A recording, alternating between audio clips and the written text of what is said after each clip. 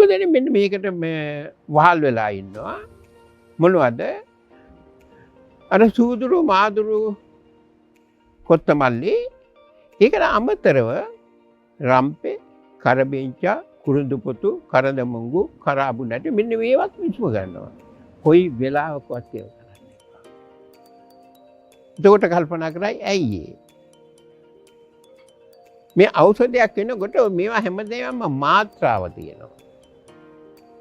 අපි පුරුදු වෙලා තියෙනවා. අපි අබ්බැහි වෙලා තියෙනවා. මේ පුරුදු වීම අපි උදාහරණයක් හැටියට අපි ගනිමු පරිප්පු කරියක් හදාගන්න.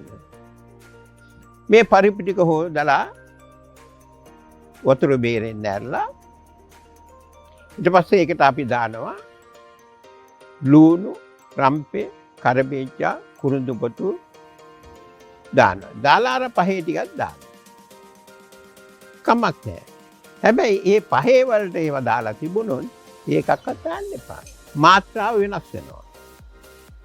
ඒ නිසා බොහොම ප්‍රවේශම් වෙන්න මේ ආහාර පිසීමේදී අපි පිළිපැදිය යුතු කාරණා ගොඩක් තියෙනවා. අනිත් එක තමයි කරඳ මුගු කරාබු නැටි අපි ඒකට දැම්මොත් අපි මස් කරියකට මාළු කරියකට විතරයිනේ කුරුඳු කරඳ මුගු කරාබු නැටි දාන්න ඕන නම් හදිසියෙන් අපිට පොලොස් කරියක් හදා ගන්න නම් ඒකටත් යොසු කරන්න පුළුවන්. ඒක බෙන් මතෙන් තිබුණා තඹර කරදයක් නෑ. right? ඕනම දෙයකට අපි යූස් කරන්නේ පාවිච්චි කරන්නේ අර සූදුරු මාදුරු කොත්තමල්ලි පමණයි. අනිත් සියල්ල වෙන වෙනම පාවිච්චි කරන්නේ. ඊට පස්සේ අපි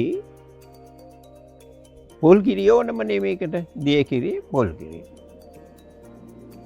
අපි පුරුදු වෙලා තියෙනවා පොල් ගෙඩිය ගන්නවා බිඳිනවා වතුර ටික විසි කරනවා සමහර නම් ඉතින් වතුර ටික බොනවා කමක් නැහැ. ඊට පස්සේ පොල් ගන්නවා පොල් ගාලා මිරිකනවා.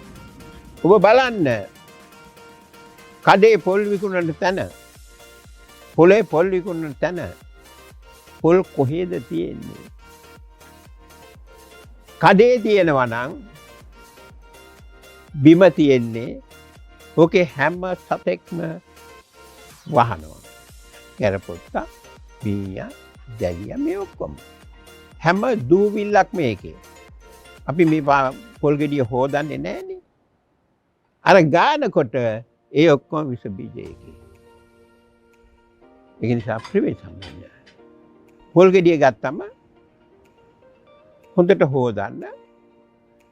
හොඳට හොදලා අර කුරුට්ටු ටිකක් අරියොත් වඩාත් හොඳයි.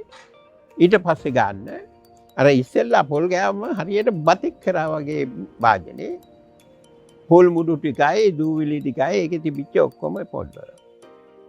අපි මේ විදිහට ගෑවොත් හොදලා කුරුට්ට ඇල්ලලා ලක්ෂණට සුදට.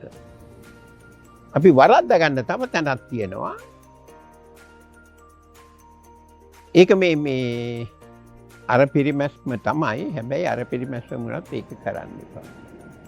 පොල් ගෙඩිය ගාලා පොල් බෑය ගාලා ඊට පස්සේ අර වටේ ඔක්කොම ඇතුලේ තියෙන ඒවා ගන්නවා දුඹුරු පාට රොඩ්ඩ එනකම්. එතකොට මොකද වෙන්නේ? පොල් එක්ක විශේෂයෙන් පොල් හරියට පාවිච්චි කරේ නැත්නම් අපිට විශාල ප්‍රශ්න වලට මුහුණ දෙන්න. ඒ පොල් කට්ටේ තියෙන තෙල් ඒ ආහාරයට මුසු වෙලා